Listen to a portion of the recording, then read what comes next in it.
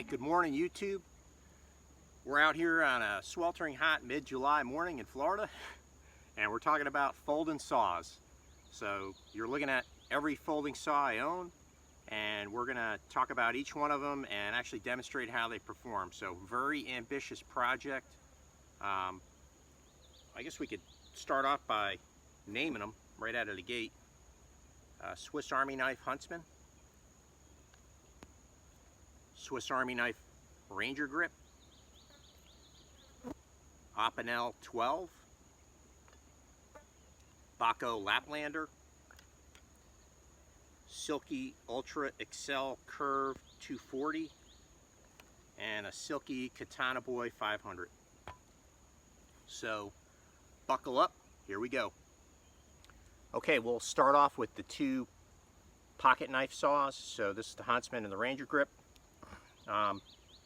In my opinion, both these saws are designed for basically like pinky sized wood.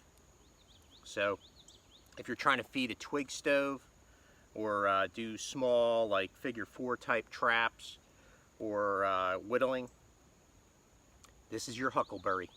So I did a whole video on the Huntsman. Check it out if you want to see more of that knife in operation. But you can see it goes through this pinky sized wood pretty well. And this is dried wax myrtle. Here's the Ranger Grip.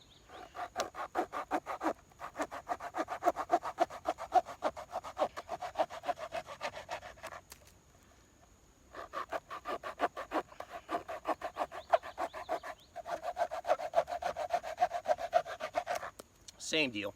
Honestly, to me, I hate to say it, but the Ranger Grip is a little bit of a disappointment because there is no performance gain, in my opinion, with the saw from the Ranger Grip to this Huntsman. You would think the Ranger Grip would do better because it's got like 1.5 inches more saw on it, but surprisingly no. So not a huge fan of this saw.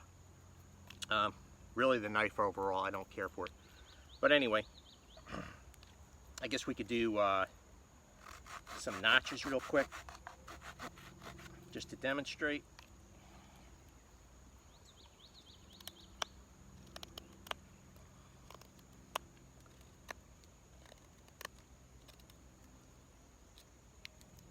Boom. Now the Swiss Army Knife Huntsman.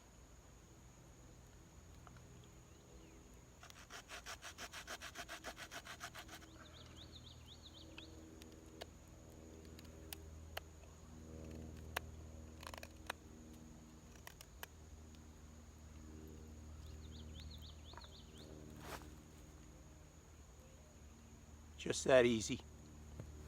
So,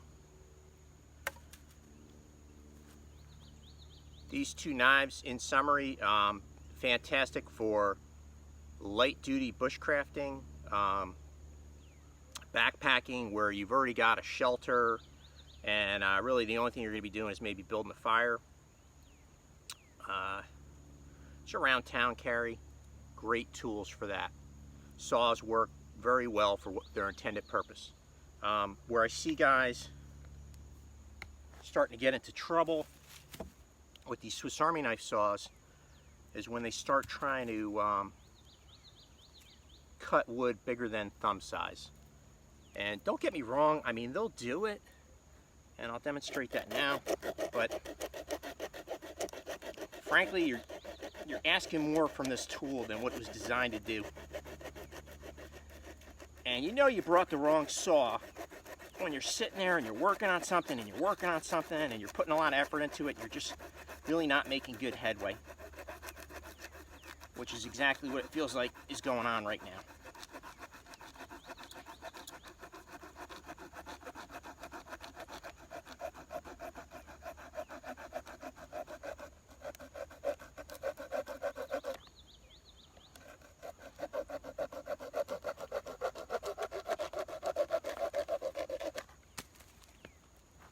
So there you go. And this is probably 1.5 inches seasoned oak. So this is actually probably shelter building size or tripod building size, and you can do it with a Swiss Army knife, but that's not really what they're made for. You can press them to do that in a pinch though. We'll do another cut with the Ranger grip real quick so you can compare.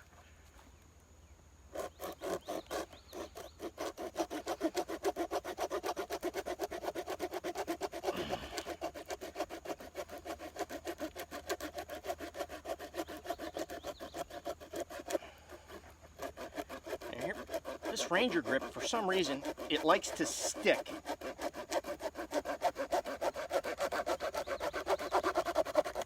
There we go. So a hair faster, but well, there you go. You make your own judgments. So moving up from this size, we get into my Opinel L12 folding saw. So this is a huge performance jump, even though if you look at the blade length, there's not much more, maybe a ½ inch longer, but the difference is the teeth. This Opinel 12 has very similar teeth to a Silky. So to me, this is like almost like a small Silky Pocket Boy. Silky Pocket Boy performance-wise. Performs about the same. The only modification I made to mine was I drilled a small hole there because for me, if I transition from like North Carolina or Texas or something back to Florida, this blade will stick. So that way there I could stick the corkscrew and my Swiss Army knife into that hole, or anything really, a stick, and I can kind of pry that out. It's a very rare occurrence, but it does happen if I change humidity zones. All right, Opinel 12 on the same pinky size stick.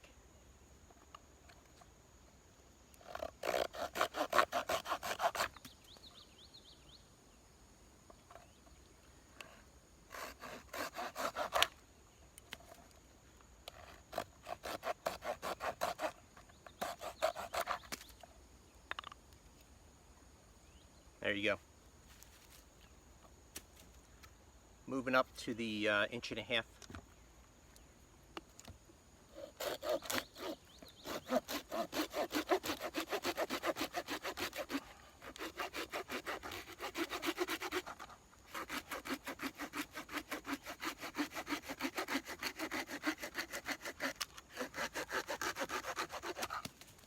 Boom.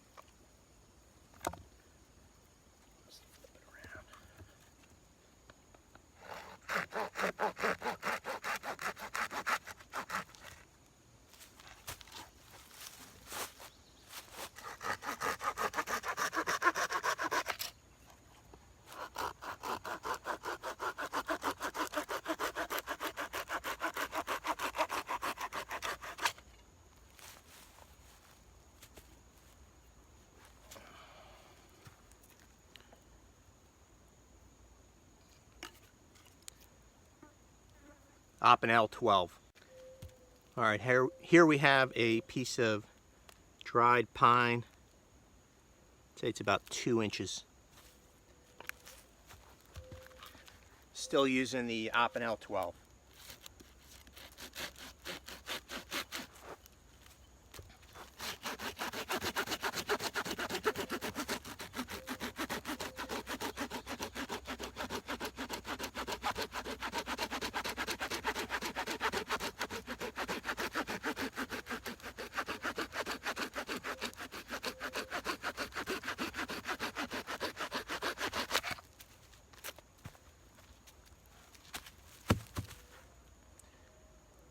There you go. So this is roughly a 4-ounce saw. Don't quote me on that.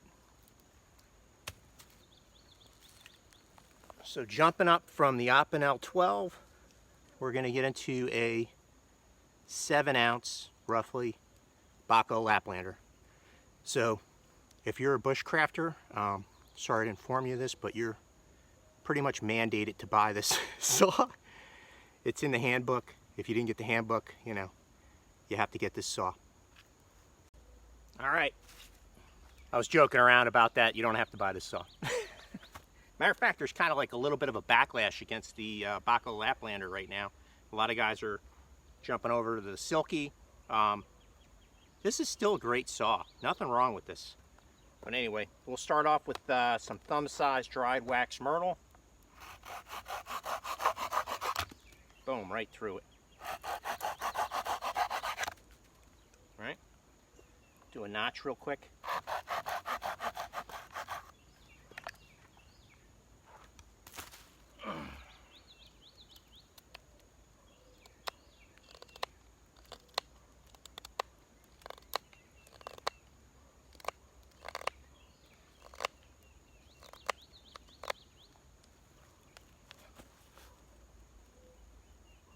Piece of cake.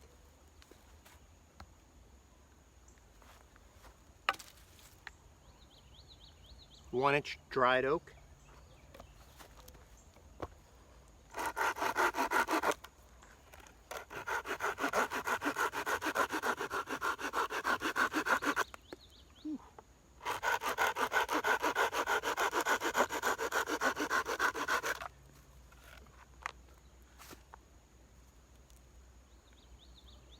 Right through it.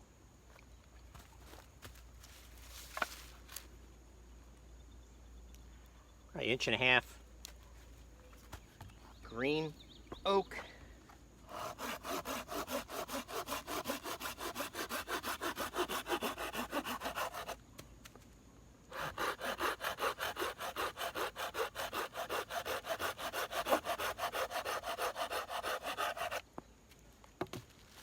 Right through it.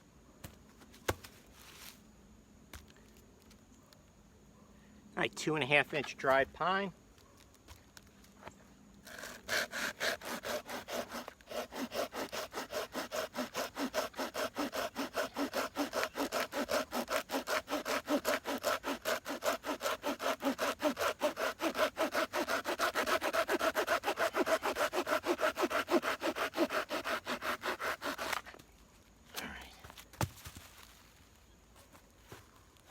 Got it done.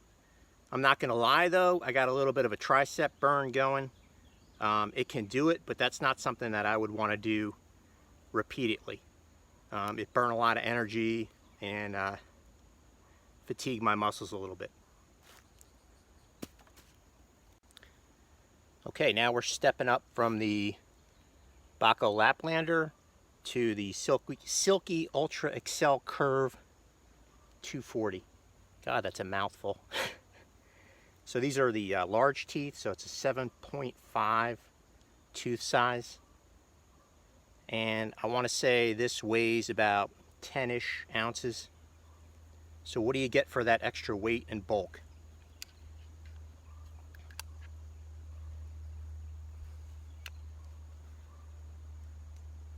Let's find out.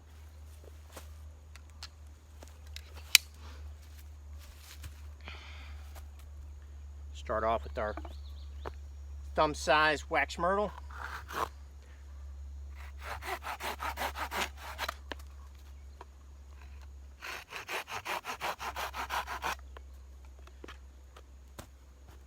Very easy going. 1.5 inch green oak.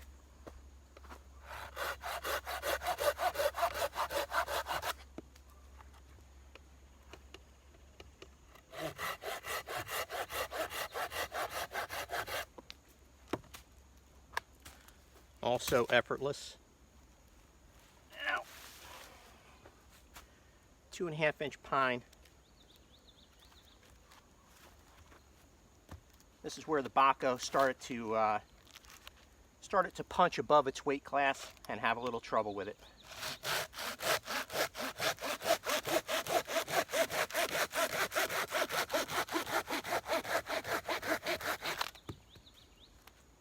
Boom. Right through it.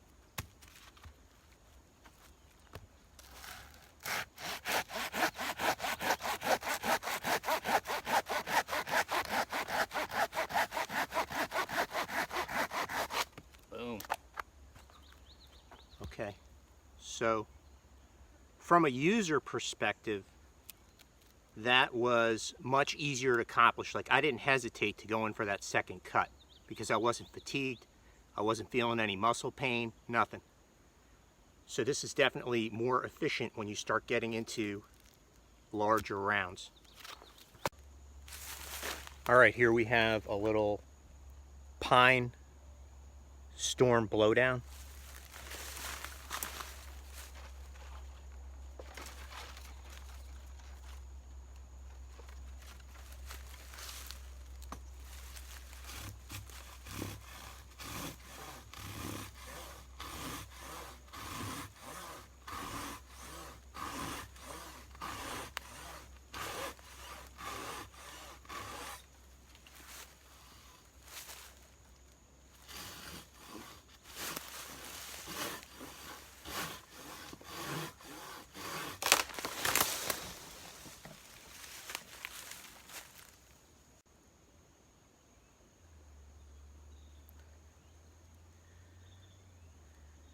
Probably a good 4-inch log, seasoned pine.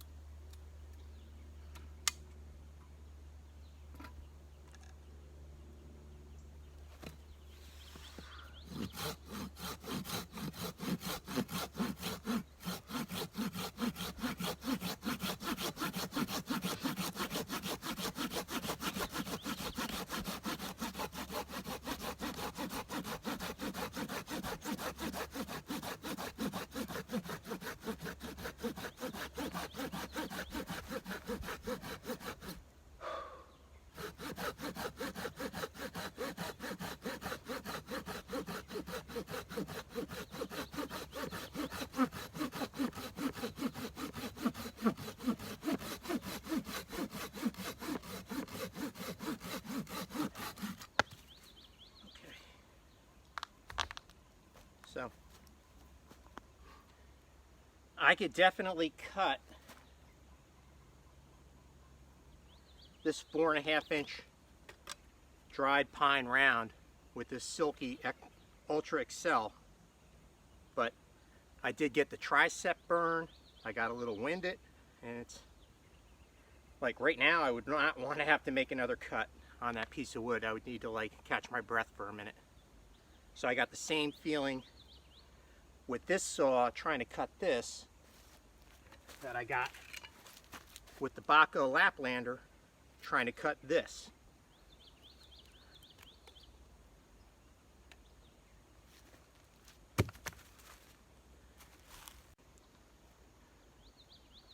Okay, so the wrap up. I'm going to try to boil all that down to some conclusions. So here it goes. These two small tooth pocket knife saws are excellent for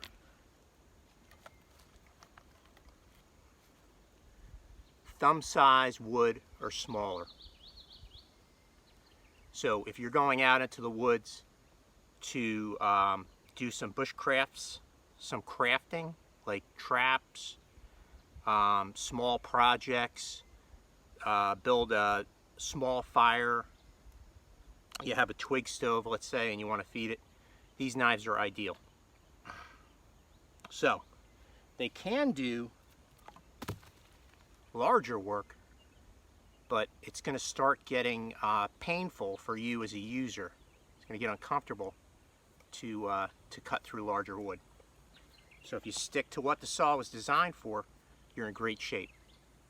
So an example of the use for this would be, let's say you're a backpacker and you already have a tent so you don't need to set up shelter. You have a twig stove, so you don't need to build a tripod. Great tool. You're just going out there, you're going to do a little whittling, you're going to cook some food over your twig stove, maybe carve some projects. Perfect. Okay. Next saw size up, the Opinel L12.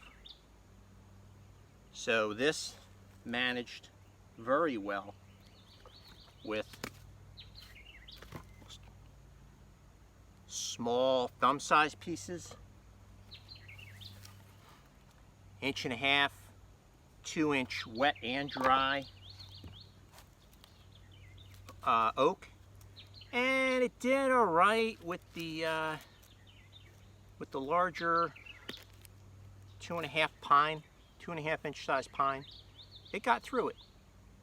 Really, in my mind, for bushcrafting, this saw is a great compromise because you're able to do not only the finer work with it, like traps and notches and all that kind of thing, feed your twig stove, but it'll also carve poles the size that you would use for tripods and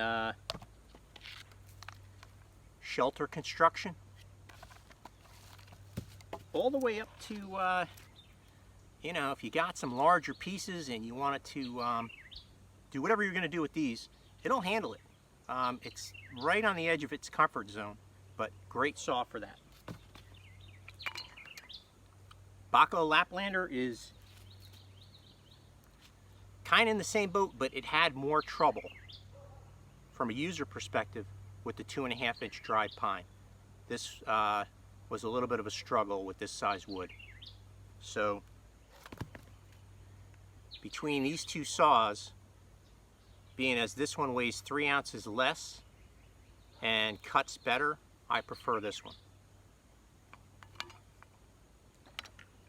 Now you step up to the 10 ounce Silky, and you are going to be ripping through everything up to this size, which I would say like our lodge pole shelter build size wood, no problem.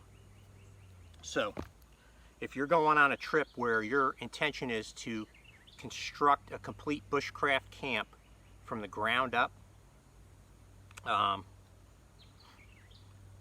this right here is going to make that job easier for you. The weight penalty is a few ounces, but it's going to reduce the amount of work that you have to do once you get to camp. And this will even manage to cut larger. I think this was like 4 or 5 inch pine. It'll get through it. It's a little bit of work. Well, listen, with any of these saws, really, like if you were in a situation where you had to get the work done, you could literally cut almost twice the length of the saw blade with the saw. So I could take this Swiss Army knife and I could saw through this piece of wood. I would simply have to work my way all the way around. It would take me forever. It would be an extreme amount of effort, but in a survival situation, I could cut this with this, even though it's bigger than my saw blade. So you can do huge work with this saw. It's just a matter of, like, what we're talking about right now is when you start getting outside of the comfort range for the size tool that you picked. So this, in my mind, starts getting out of the comfort range from this saw. So this will cut this, but it's uncomfortable.